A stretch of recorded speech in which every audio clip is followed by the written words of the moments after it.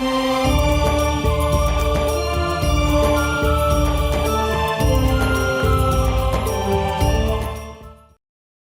रजगुण ब्रह्मा, सतगुण विष्णु, तमगुण शिव जी है।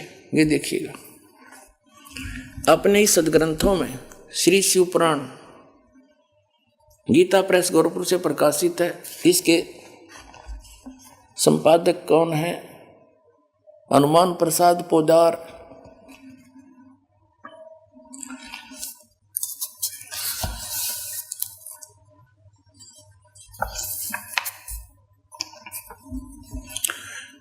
ये संक्षिप्त शिवपुराण रुद्र संहिता और संक्षिप्त शिवपुराण 110 पृष्ठ पर हम पढ़ रहे हैं। गीता प्रेस गोरखपुर से प्रकाशित मोटा टाइप। इस प्रकार ब्रह्मा, विष्णु और रुद्र इन तीन देवताओं में गुण हैं, यानी रजगुण ब्रह्मा, सतगुण विष्णु, तमगुण शिव। परंतु शिव गुणातीत माने गए हैं। वो शिव कौन है? ये इनका पिता है। ये वास्तविक रूप में नहीं आता, किसी कभी ब्रह्मा के रूप में आ जाता, कहीं विष्णु के रूप में। शिव पुराण में ये शिव के रूप में आया, जिस कारण से इसकी महिमा अलग से बनाई। अब इस कंसेप्ट को और क्लियर करते हैं कि इनसे अलग है उनका पिता। एक बार श्री ब्रह्मा जी और श्री विष्णु जी का आपस में झगड़ा हो गया, युद्ध हो गया। किस बात पे? ब्रह्मा जी कहता मैं तेरा पिता, विष्णु जी कहता मैं तेरा बाप। लट्ठम लट्ठा युद्ध हो गया शुरू। तो इस काल ने, इनके पिता ने, जो कहता मैं इनसे अलग रहता हूं, ये गुप्त रहता है, इसने ऊपर से एक स्तंभ छोड़ दिया, पिलर, लिंग पिलर का सफेद, इनके दोनों के बीच में खड़ा कर दिया एकदम, और बहुत लंबा चौड़ा, ऊपर तक लंबाई बहुत ज्यादा उसकी। इन्हें युद्ध बंद कर दिया, उसका और छोर खोजन में लाग गए। फिर ये स्वयं आ गया अपने पुत्र शिव का रूप धारण करके, शिव रूप में। फिर इनको ज्ञान देने लगा। तो क्या बताता देखिएगा, ये शिव पुराण विद्वेश्वर संहिता और संक्षिप्त शिव पुराण 24 पृष्ठ पर। ये देखिएगा इनका बीच में जो स्तंभ खड़ा किया उसने, ये चित्र बना रखा है ब्रह्मा और विष्णु जी के बीच। फिर इनके बाद ये आ गया, प्रकट हो गया, इनसे बातें करने लगा। यहाँ पर 25 पृष्ठ पे ब्रह्मा और विष्णु ने पूछा, प्रभु सृष्टि आदि 5 कृत्यों के लक्षण क्या है, यह हम दोनों को बताइए। भगवान शिव बोले, युग काल आ गया शिव रूप में, अपने पुत्र के रूप में। मेरे कर्तव्यों को समझना अत्यंत गहन है, तथापि मैं कृपा पूर्वक तुम्हें उनके विषय में बता रहा हूं। यहां देखना अब 26 पृष्ठ पे ये क्या कहता है, पुत्रों तुम दोनों ने तपस्या करके प्रसन्न हुए मुझ परमेश्वर से सृष्टि तथा सतिथि नामक 2 कृत प्राप्त किए। ये तो दोनों हो गए, ब्रह्मा और विष्णु। फिर ये दोनों तुम्हें बहुत प्रिय हैं। इसी प्रकार मेरी विभूति स्वरूप रुद्र और महेश्वर ने, ये ने है मैंने, 2 अन्य उत्तम कर संहार और तिरोभाव मुझसे प्राप्त किए। अब से 2 गया, 2 थे ब्रह्मा विष्णु और 2 ये शंकर रुद्र और महेश्वर। 5वां यू बोलनिया जो शिव पुराण बोल रहा है। तो इससे क्या हो गया कि ये इनसे अलग है। ब्रह्मा विष्णु महेश, ये तीनों देवताओं में गुण है, ये इनसे न्यारा है। हो गया शिव पुराण से सिद्ध। ये 5वां अलग से है इनका पिता। चौथा ये रुद्र, तो 11 रुद्र अलग हैं, वो भी इसी की देन है, लेकिन वास्तव में 3 ही हैं ये, रजगुण ब्रह्मा, सतगुण विष्णु, तमगुण शिव। ये देखो हमारे सदग्रंथों में प्रमाण। मार्कंडेय पुराण गीता प्रेस गोरखपुर से प्रकाशित है। ये गीता प्रेस गोरखपुर से प्रकाशित है और ये यहाँ से प्रकाशित है। इसके 123 पृष्ठ पर ले चलते हैं आपको। 122 से प्रारंभ करते हैं। यहाँ पर मार्कंडेय जी ज्ञान बता रहे हैं। मार्कंडेय जी बोले, मुने, यहाँ तक हम इसके सामने लेते हैं, यहाँ पर आते अपने मतलब की बात लेते। रजोगुण प्रधान ब्रह्मा, तमोगुण प्रधान रुद्र और सतगुण प्रधान विश्वपालक विष्णु हैं। यही 3 देवता हैं और यही 3 गुण हैं। इति सिद्धम रजगुण ब्रह्मा है, सतगुण विष्णु, तमगुण शिव जी। और क्लियर कर पुण्यात्माओं, ये ऐसा जटिल बना रखा है अध्यात्म ज्ञान, 9 सूत उलझा दिया इन अज्ञानियों ने काल से प्रेरित होकर कबीर साहब कहते हैं एक शेर सूत कच्चा धागा जो चरखे पर काटा करते, कबीर साहब उसको सुलझा सुलझा के कपड़ा बना करते थे।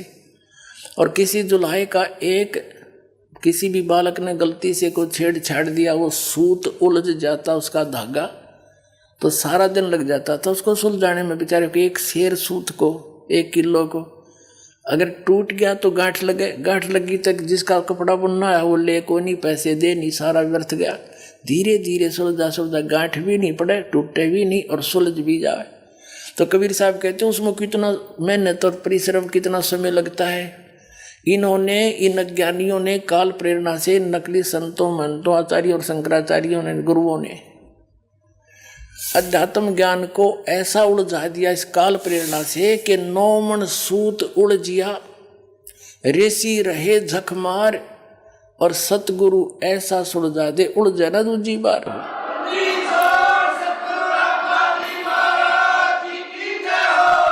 अब इस सूत को सुलझाने के लिए दास ने इतने प्रमाण दिखाने पड़ते हैं, कहीं गांठ ना पड़ जा, थोड़ी सी भी कच्चा पॉइंट रह गया, नकलियों का दाव लग जाएगा। रामपाल झूठ बोला है, झूठ बोला है, और ये सारी झूठ बोल रहे, एक भी सच्ची नहीं। तो अब इनको ये कति कंडेम हो जाएंगे थोड़े दिन में, इनके पास स्थान नहीं रहेगा लोकने छिपने को।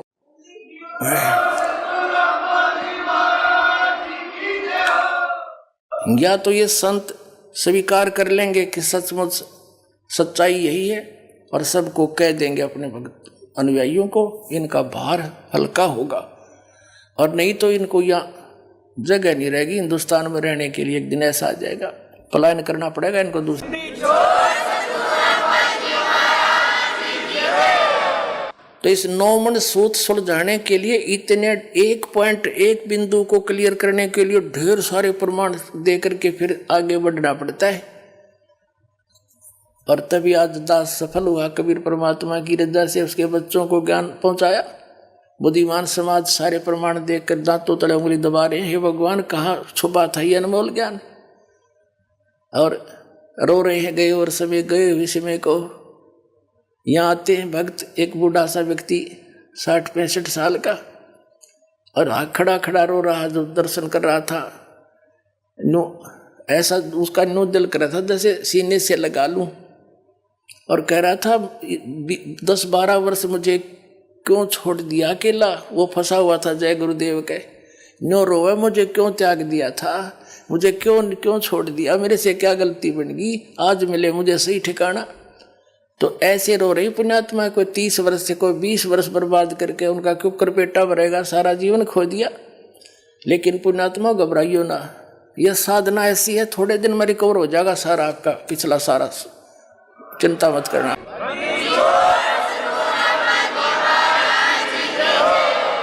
कबीर साहब कहते हैं जीवन तो थोड़ा है बला, सत सुमरण हो और लाख वर्ष का जीवन लेखद रहनी कोई, या सत साधना तो थोड़े जीवन में पार हो जाओगे। और जो वहां लुट पिटकाए वो तो घनी जोर तो अपना पिछला एरियर पूरा करेंगे और स्पीड तो लगेंगे और जल्दी काम बन जाएगा। तो बात तो थोड़ी सी है, कुछ ज्यादा नहीं। अब कंसेप्ट क्लियर करता है दास आगे, रजगुण ब्रह्मा है, सतगुण विष्णु, तमगुण शिव। ये देखिएगा, ये है श्रीमद् देवी भागवत हिंदी टीका सहित भाग 1। ये कहाँ से प्रकाशित है? अथ देवी भागवतम सभाष्टीकम सहमात्यम। और ये कहाँ से छपी है? खेमरा श्री कृष्ण दास प्रकाशन, मुंबई। अब इसके तीसरे स्कंद को दिखाते हैं आपको। अथ श्री मद देवी भागवते भाषा टीका युक्ते तृतीय स्कंद है प्रारंभते। इसके प्रश्न नंबर 11 पर आपको दिखाते हैं। यह है प्रश्न नंबर 11। देवी भागवत भाषा टीका तृतीय स्कंद अध्याय 5 का ये मंत्र नंबर हम 8वां पढ़ेंगे, 7वां या समाप्त हुआ। भगवान शिव अपनी माता दुर्गा से प्रार्थना कर रहा है कि हे माता, यदि हमारे ऊपर सदा आप दया युक्त हो तो हमको तमोगुण किस प्रकार प्रदान किया? तमोगुण में ब्रह्मा रजोगुण और हरि यानी विष्णु को सतोगुण युक्त किए, किस प्रकार युक्त किए?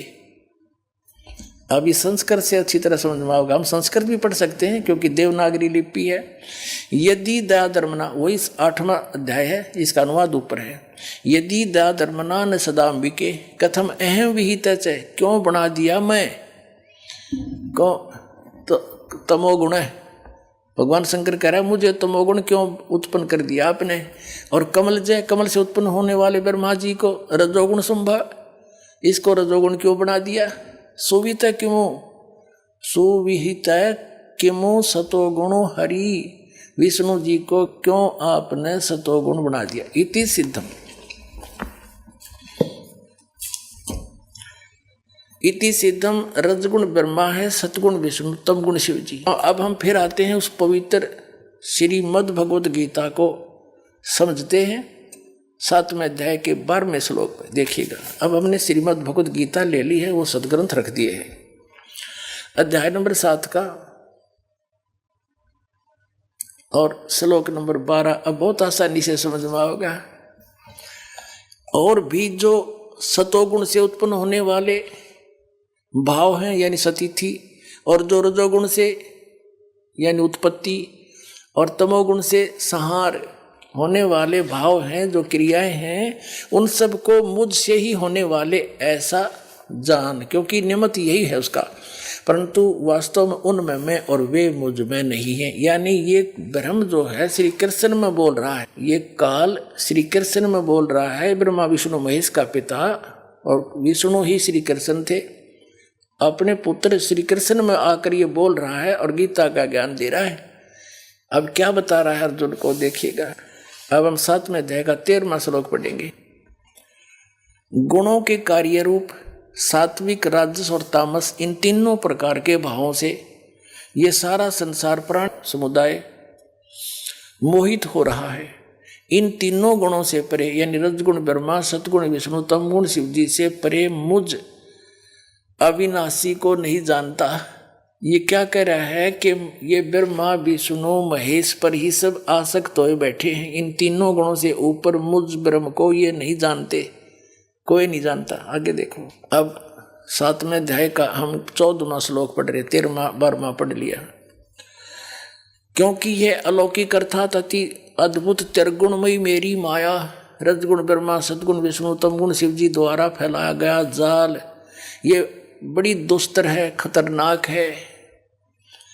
जो पुरुष केवल मुझ को निरंतर भजते हैं यानी ब्रह्म साधना करते हैं, वे इस माया को यानी ब्रह्मा विष्णु महेश से ऊपर उठ जाते हैं। इनसे मिलने वाले लाभ यानी रजगुण ब्रह्मा, सतगुण विष्णु, तमगुण शिव जी की साधना से जो लाभ मिलना है, उससे अधिक लाभ ब्रह्म साधना से मिलना है, वो ब्रह्म लोक में चला जाता है। और विष्णु का उपासक विष्णु लोक में, शिव जी का उपासक शिव जी के लोक में, ब्रह्मा जी का उपासक ब्रह्मा जी के लोक में, दुर्गा जी का उपासक दुर्गा जी के लोक में, वहाँ जाके इनके मजदूर बनते हैं। थोड़े दिन देवपद, फिर 84 लाख योनि में तुरंत ही आ जाते।